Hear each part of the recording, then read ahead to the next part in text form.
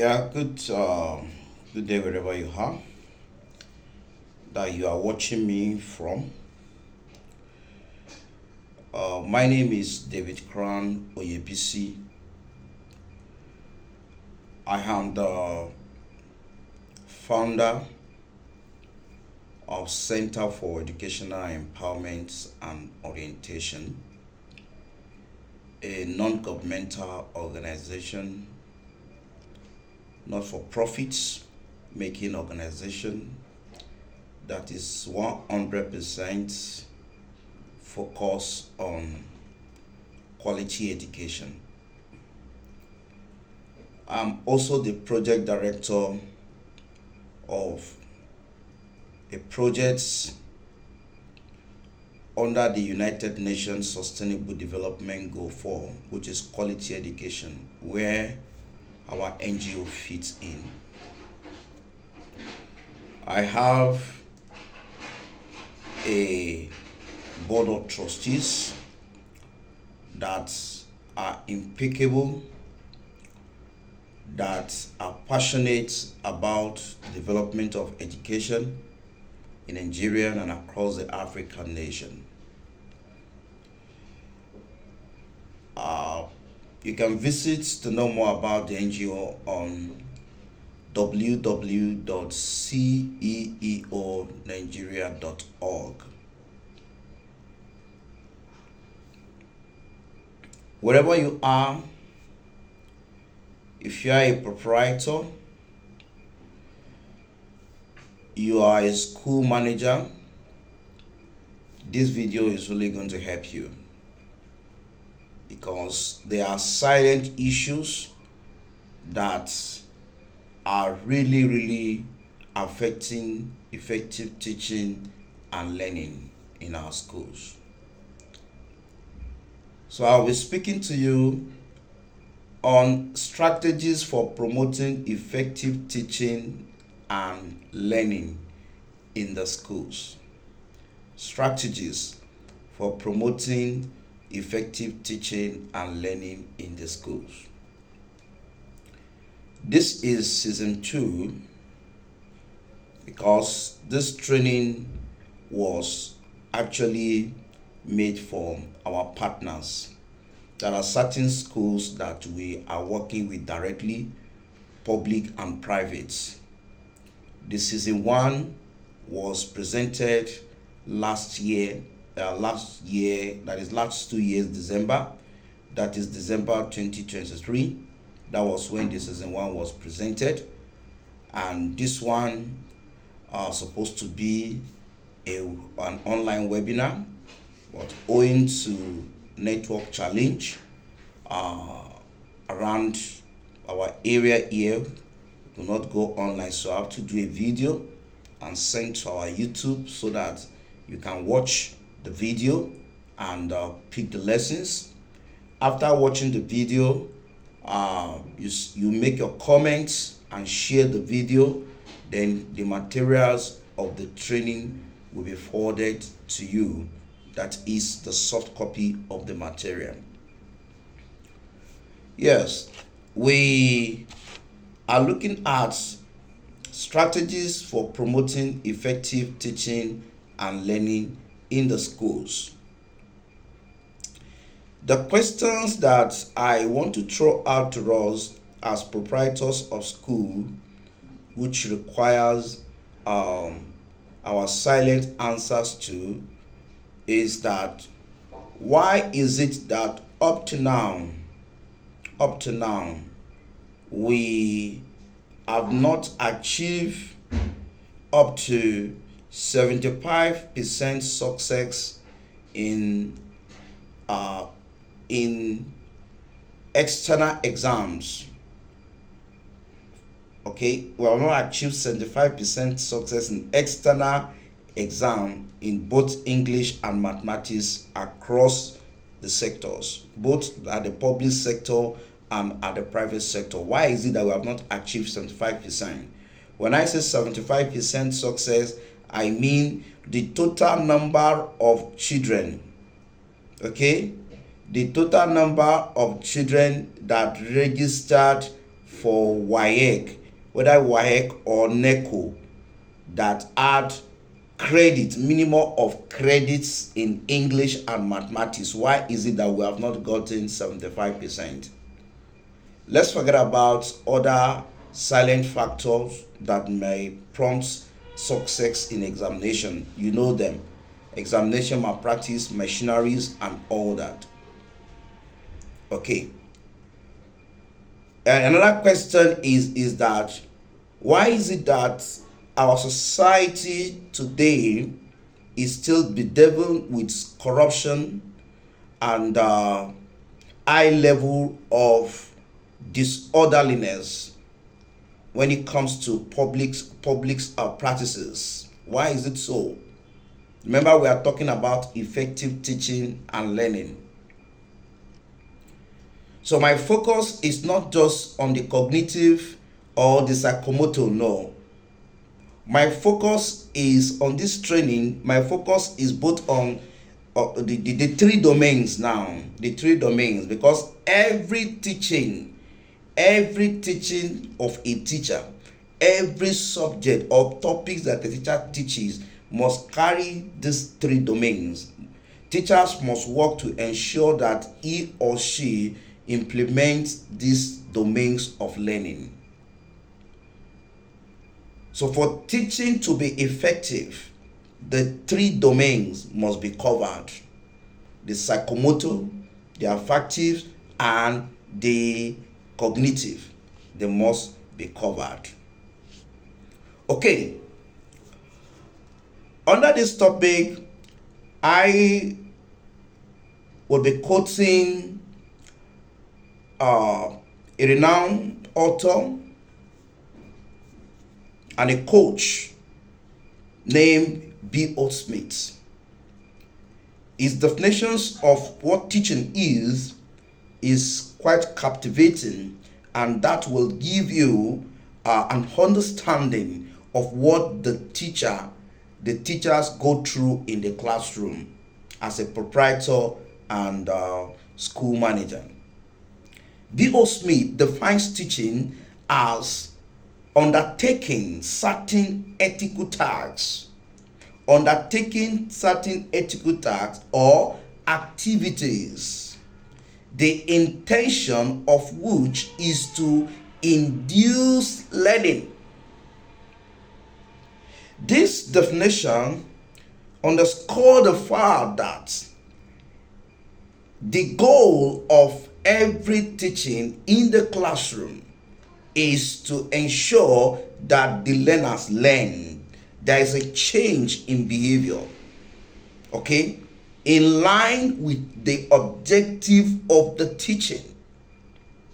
Whether it is English language, whether it is mathematics, whether it is physics, chemistry, biology, introtech, financial accounting, commerce, economics, mention them.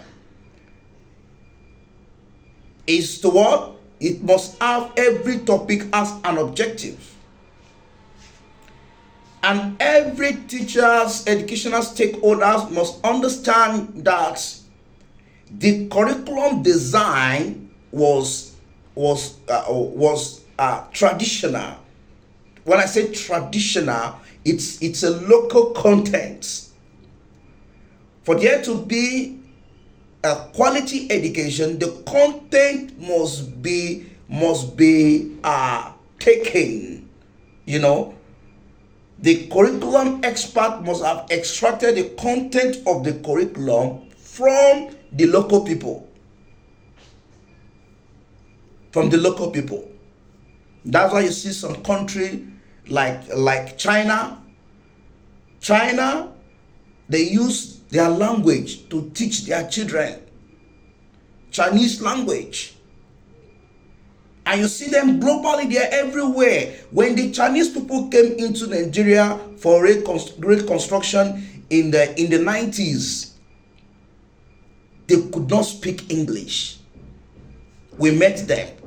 Then we are still teenagers growing up. We met them. They couldn't speak English, and they are perfect in what they are doing. They learned English when they came into Nigeria. So when I'm talking about teaching and learning, it must be local. The content must be local for it to be able to solve the needs of the society. It must be local. It must be traditional. It must be cultural. It must embrace the norms, values of the people that are being taught in the curriculum. So, I want to disabuse the minds of the private school owners this morning. The use of purely English language to teach children from early childhood.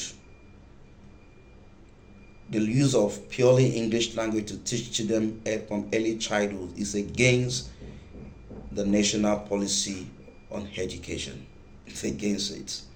Go and study the national policy on education again. If nobody has told you this, if the quality assurance departments of the government have not told you this, maybe they forgot.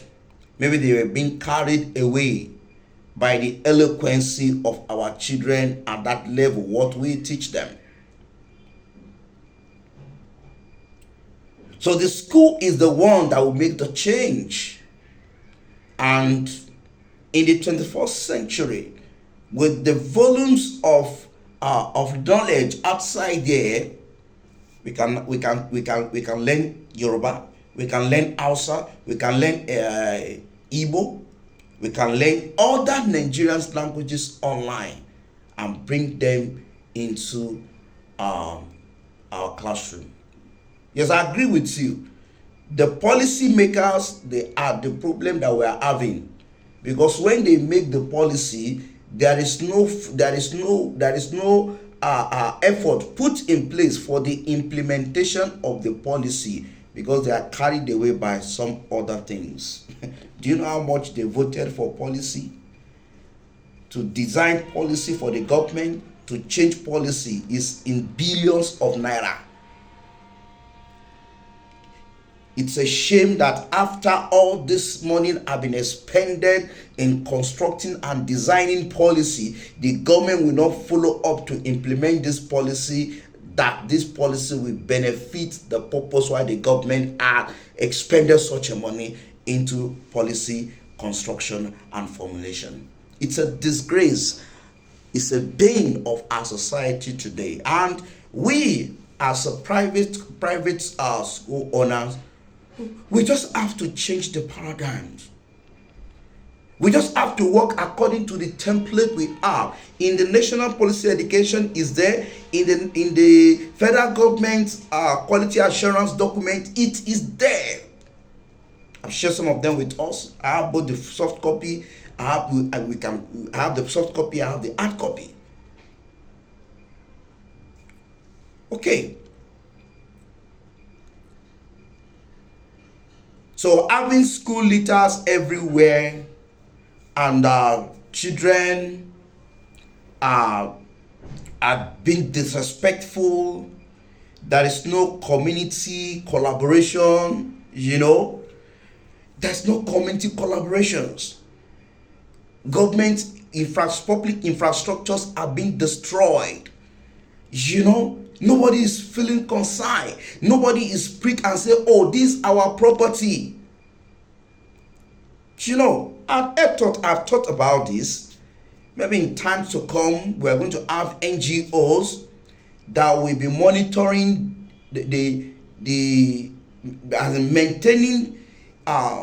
monitoring the maintenance of public roads. You see, there are some of our states today, you see potholes everywhere. Some of these roads, government must have awarded a contract to some people, and because of their practices, they must have collected, those that awarded the contract must have collected more than the amount that the contractor is supposed to get. And as a result, the road will be abandoned. They will not do the work. And those supposed to take action will not take action because they have eaten gall. We call it gallbladder. They have eaten it. They have collected their own share. They have left the contractor stranded. That is what we are seeing in our country today. We're talking about effective teaching and learning, but I just have to go this deep so that we'll understand that effective teaching and learning is just learning A, B, C, D. A for apple, B for ball. No. It's far deeper than that. It's far deeper than that. Far deeper than that. I've heard of countries in the world today that there are minimal crime. The prisons are empty because no citizen misbehaved to go to prisons. The government has worked to create enabling environments. I want to tell us that they were not there sometimes past. It is time. So the change that is going to occur in our country must be orchestrated by what we teach in the school system. It must be orchestrated by the mindset of our teachers. Yes. Then what is effective teaching? And I say effective teaching is the knowledge, strategies, process and behaviors which leads to good student outcome, especially when this is administered by a well-equipped administrators. Sometimes when I come to school and I hear the school and management teachers are complaining, these children, they don't read. They don't read, oh, we are tired. That statement used to sound I don't know, it sound ridicule to my ear that in a school environment, the management, the teachers could be bold to say these children don't read. It's just like you take a patient to the hospital and the doctor comes to tell you that this patient, they cannot be cured. Not one, not two, they cannot be cured. If in the school environment we cannot inculcate reading culture into the learners, if we don't have strategies to make them love reading and writing, then we have failed. I'm telling you the truth. We have failed. We should not be proud about it. We should not say it. When I come to your home, your children, they are disrespectful, and you could open your mouth to tell me that, Mr. David Crown, my children are disrespectful. They are not cultured. I look at you. Did you really know what you're talking about? Did you know what you're talking about?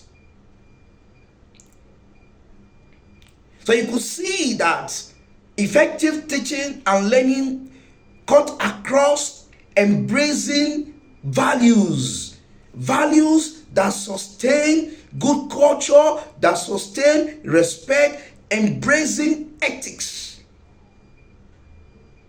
That is it.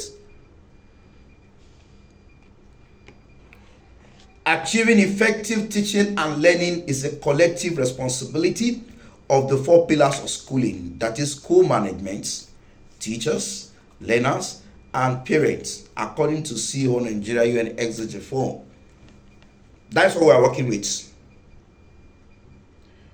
This topic we are treating today did not just come, we did not download it online. No. It was not downloaded online. This is a direct primary source document that I want to share with you. In our quest to make us have great teachers, effective teachers across our school system, we designed a special module for the teachers in order to inculcate good character, good attitude, good skills, professionalism, and passion that help teachers to be committed to teaching as a noble professions. No teachers that come under this training remain the same. No, no, not teachers that come under this training remain the same. It is titled the New Teacher Nigerian Projects, becoming an effective teacher, core teaching strategies, and responsive classroom management and organization. That is the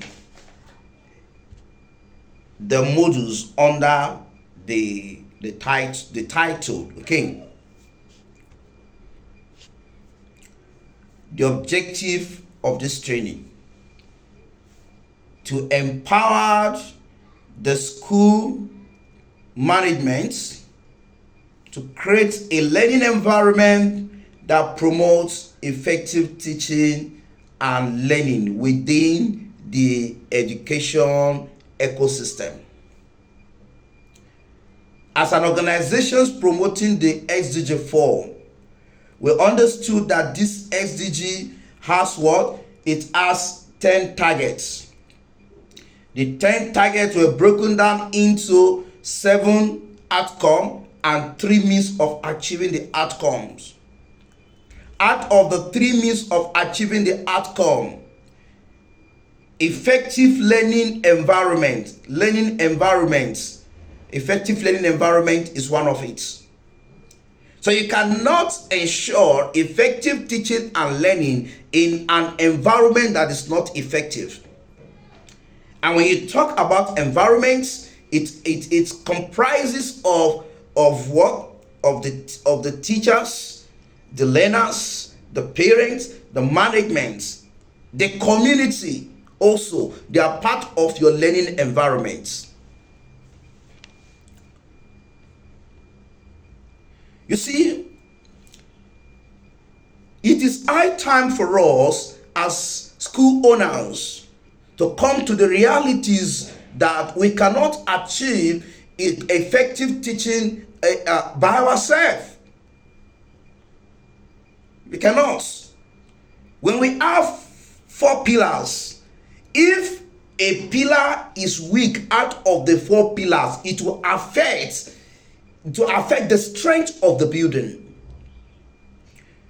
So the strength of instructional activities in the school lies in the hand of the strength of the 4 pillars: the management, the teachers, the learners, the parents. So that is what we are committed to doing by developing the capacity of the 4 pillars of schooling. And this work, this task we are committed to do with our school, they are more fundamental than any other thing. When we achieve success, when we have a cooperating stakeholders, you see, the issue of instructional materials will not be a problem. When parents understood that how can you send a child to school without a textbook, parents wouldn't argue with you when you say they should buy textbook. Don't you understand this? They will not argue with you. That would be automatic response. When we have a cooperating school, children are coming to school. They have purpose. They know when they leave their parents' house, they are in the school to learn, and their attention is on what they are in the school for, not for other frivolities. No, they are in the school to learn. So this is very important. An effective teacher could receive the most frustrating experience if the following managerial strategies are not properly instituted in our learning environment, no matter how he or she works. I've been to schools where immediately I got into the school environment, I knew the problem of the school. I knew that the problem of this school is not teachers' problem, it's the management problem. many years ago, when I was I just nearly graduated. You know, I just completed my service in 2007. My church that I attend in Abuja has a school. And immediately I came back. My prophet told me, David Crown, go and take over the headship of the school. You are going to be the new head teacher of the school. It was in his parlor. He told me, he instructed me to go and do this. As a wise child, I never rose my shoulder and said, yes, let me now go and take over from the elderly man. How old was I in 2007? I was just 29 years old in 2007. A man had been there as head teacher who is over 50 years old.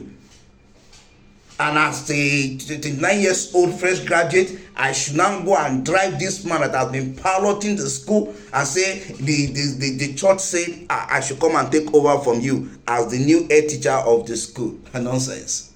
You know what I did? I went on investigation in 2007. I went on investigation. I sat down with the head teacher and asked him the challenges of the school. He never knew that I've been instructed to come and take over from him. He never knew.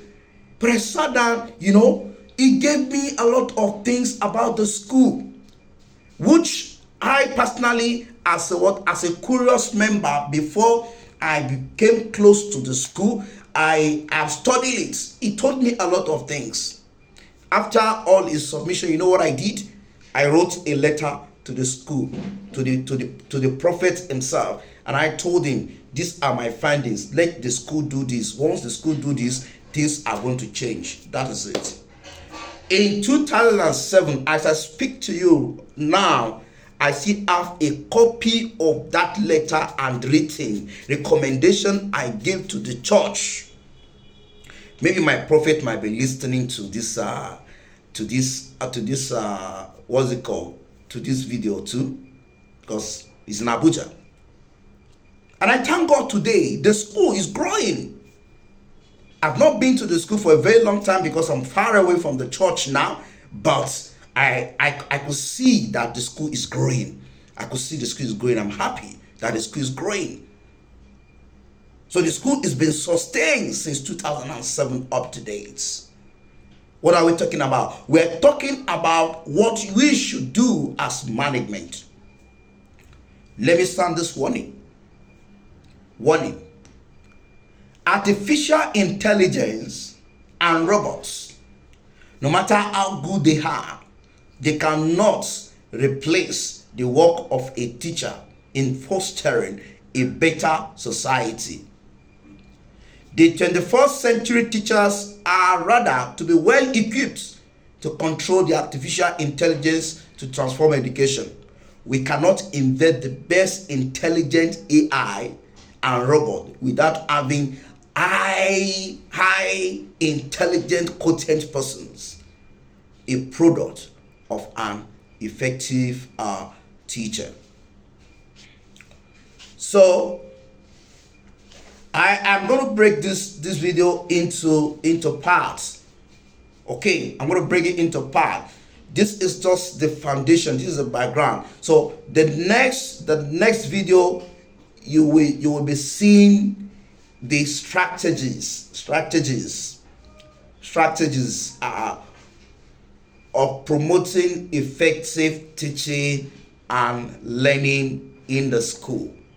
I want you to watch this video on the YouTube as a partner, as a beneficiary of this project. Watch it on video. Okay, like it, make a comment on the video and share. Subscribe to the YouTube channel so that you can receive other videos that will be coming to our YouTube channel. So in the next video, I'm going to be taking you on the strategies for promoting effective teaching I'm learning in the school.